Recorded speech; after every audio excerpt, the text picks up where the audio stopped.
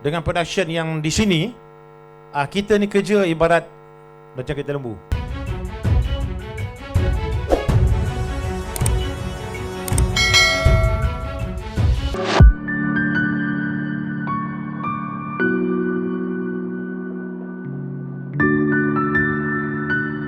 Sebagai seorang pengarah filem daripada usia saya 30 tahun. Itu pun bermula daripada saya tidak melalui sekolah filem, bukan melalui film school. Masa tu pun tak ada sebenarnya. Zaman-zaman kita, zaman-zaman P.Ramlee memang tak ada.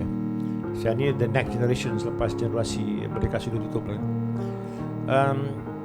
Dan kalau ikutkan apa yang saya lalui sebagai seorang pengarah, menjadi seorang pengarah, memimpin dalam satu produksi, semuanya saya kutip bukan daripada proses pembelajaran di mana-mana universiti ke apa, daripada sekolah filem ke, tapi dari pengalaman daripada kita menjadi pelakon, daripada filem-filem Jamil Sulong, M. Amin, dan saya rasa bangga dapat bekerja dengan pengarah-pengarah hebat seperti Jim Shamsuddin, ya, Tan Sri Jim Shamsuddin arwah, dan Osman Hafsyam, yang saya berlakon cerita mekanik.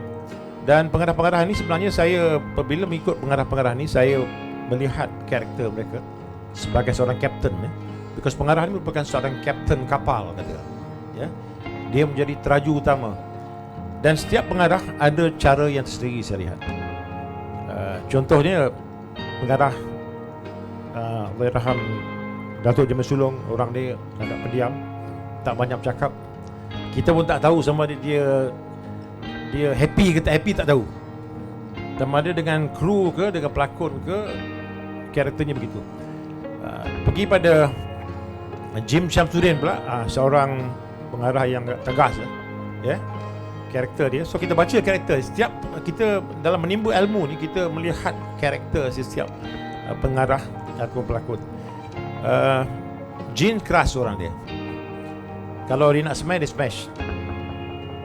Boleh katakan karakter-karakter tu juga sebenarnya menjadi satu style saya juga kadang. Tapi ada baik, ada tak baik juga. Okey, saya ikut pula Osman Hafsyam, seorang pengarah yang banyak menggunakan pendekatan psikologi.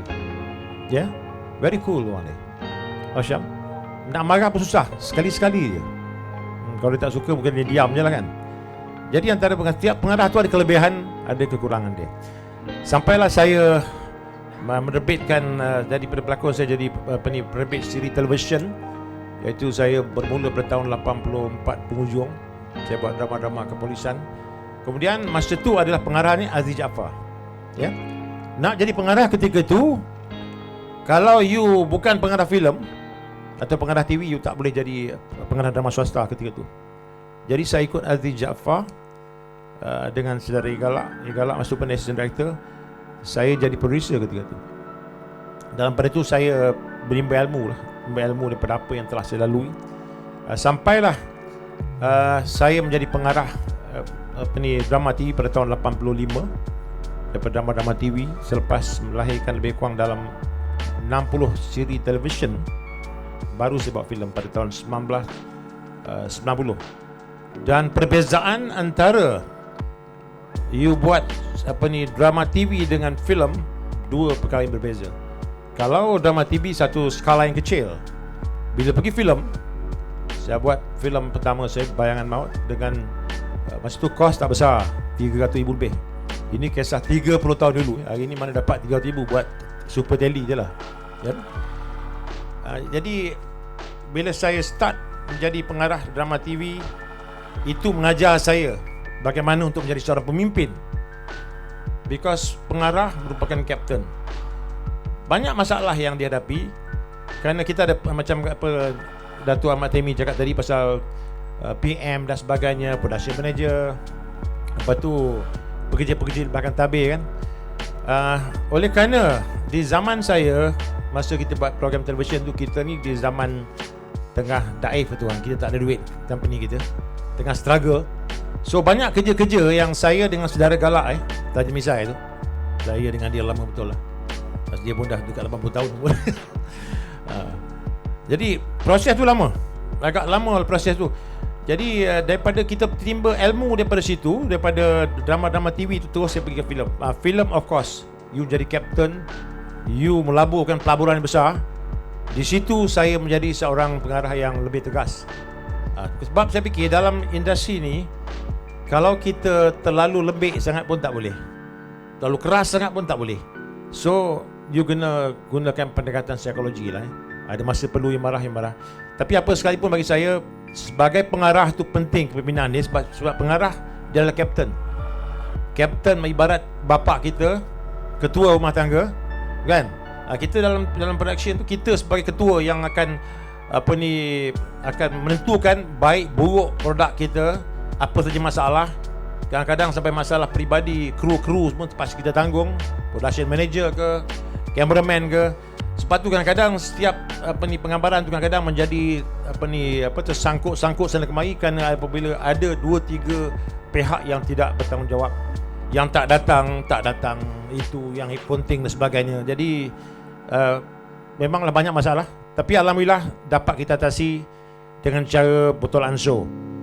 Tapi bagi saya juga pernah mengikut satu production, iaitu yang melibatkan orang-orang, bukan orang Melayu kita lah, orang-orang Cina.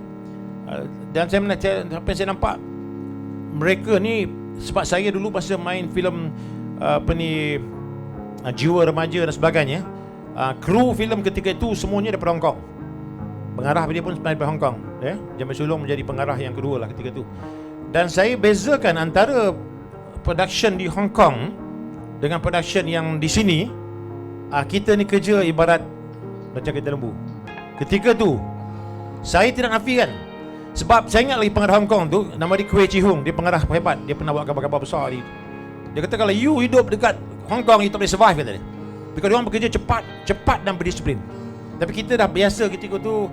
Zaman saya ingat lagi kita ikut filem kru kan, sampai syuting 45 hari. Sebenarnya bagi saya, masa 45 hari tu bukan dalam filem biasa je, dalam bercakap je. Tapi satu hari buat 3 scene kan, isap rokok dulu 2 jam 3 jam sembang, itu yang buat lambat.